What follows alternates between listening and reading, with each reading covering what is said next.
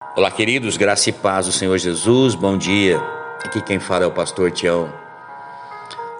Nós estávamos falando nesses domingos na igreja a respeito de uma série falando a respeito da ofensa, de como o inimigo ele tem paralisado a vida do cristão, tem feito com que as ofensas elas paralisam, ela enfraquece a fé, ela tira o propósito de Deus na vida de muitas pessoas. Muitas pessoas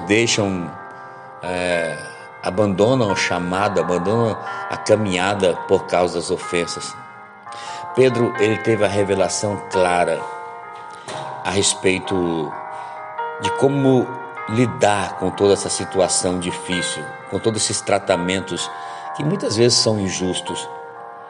Lá em 1 Pedro, no capítulo 2, no versículo 19 até o 23, diz assim a palavra do Senhor: porque Deus se agrada de vocês, quando conscientes da vontade dEle, vocês suportam com paciência o tratamento injusto. Claro que não há mérito algum em ser participante quando são açoitados por terem feito mal, mas se sofrem por terem feito o bem e suportam com paciência, Deus se agrada de vocês. Porque Deus os chamou para fazer o bem, mesmo que isso resulte em sofrimento, pois Cristo sofreu por vocês. Ele é o seu exemplo. Uau! Sigam seus passos. No 22 diz assim: o qual não cometeu pecado e nem dolo algum se achou em sua boca. Pois ele, quando trajado, não revidava com o traje.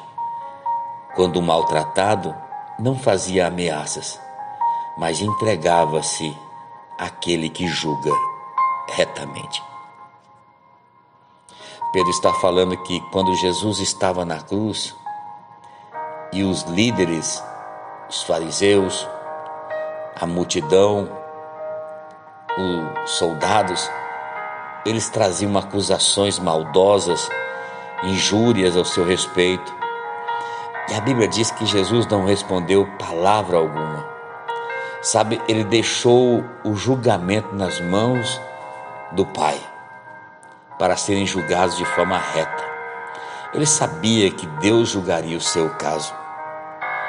Deus está nos ensinando aqui a forma como nós agradamos o Senhor.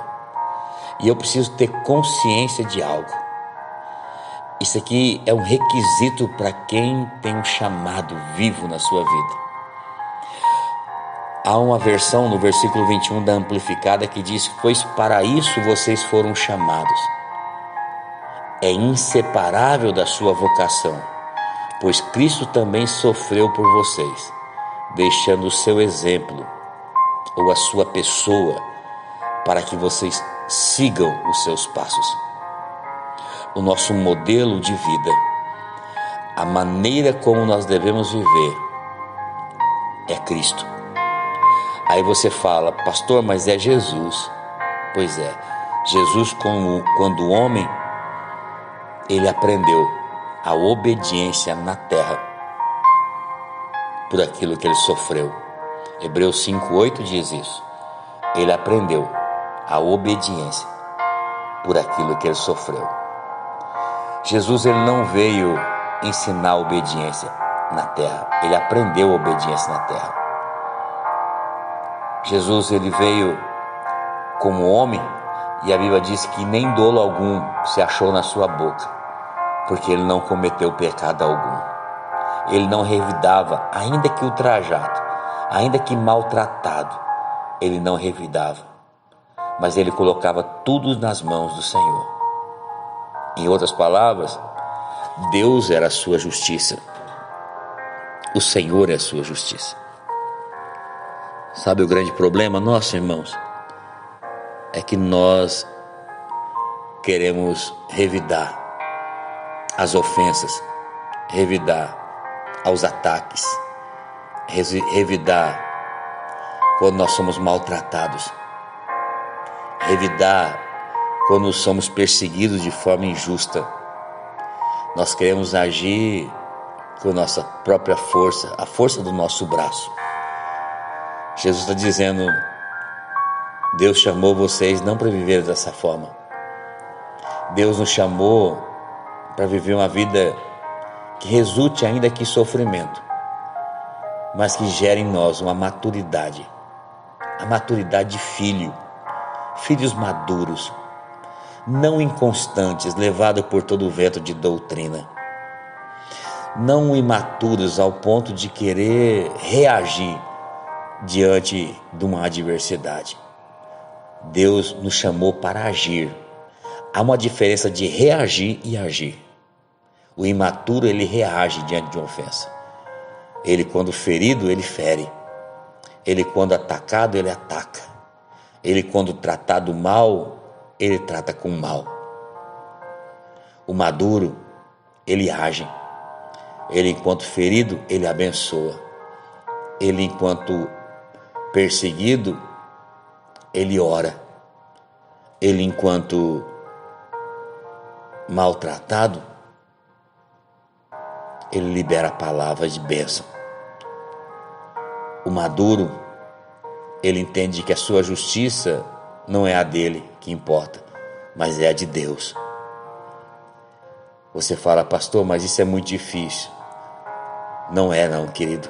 Se Jesus colocou na sua palavra como uma ordem para que eu e você vivamos, e a própria palavra diz que Ele não coloca nada para mim e para você que eu e você não possa suportar, é possível para nós sermos transformados a cada dia, sermos libertos a cada dia, sermos mudados a cada dia.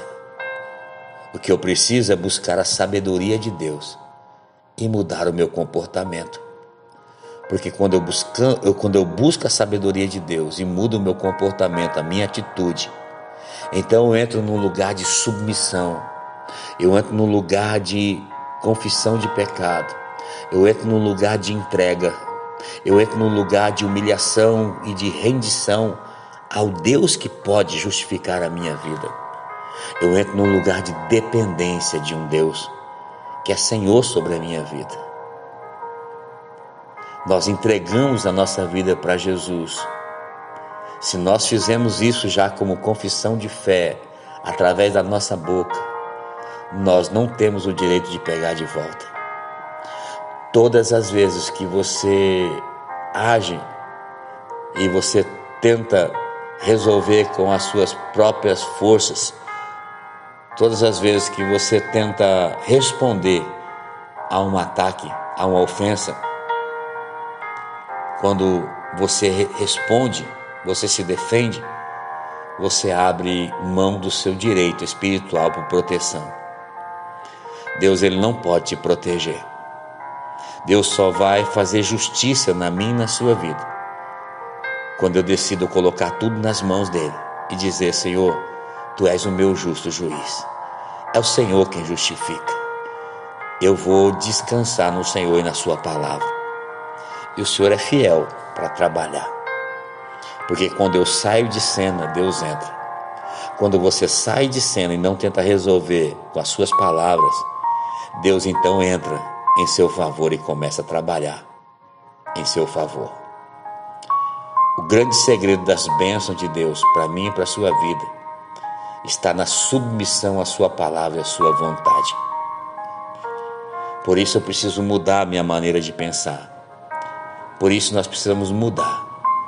1 Pedro 3,9 diz: não retribua mal por mal, nem insulto com insulto. Ao contrário, retribuam com uma bênção. Foi para isso que vocês foram chamados. Eu vou repetir: foi para isso que eu e você fomos chamados.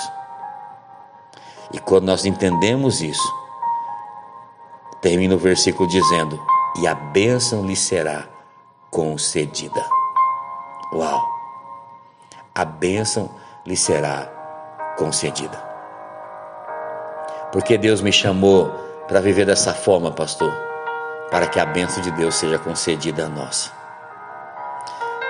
À medida que você se submete à vontade de Deus, à medida que você vai abrindo as portas para o Senhor agir, com bênção dele sobre a sua vida.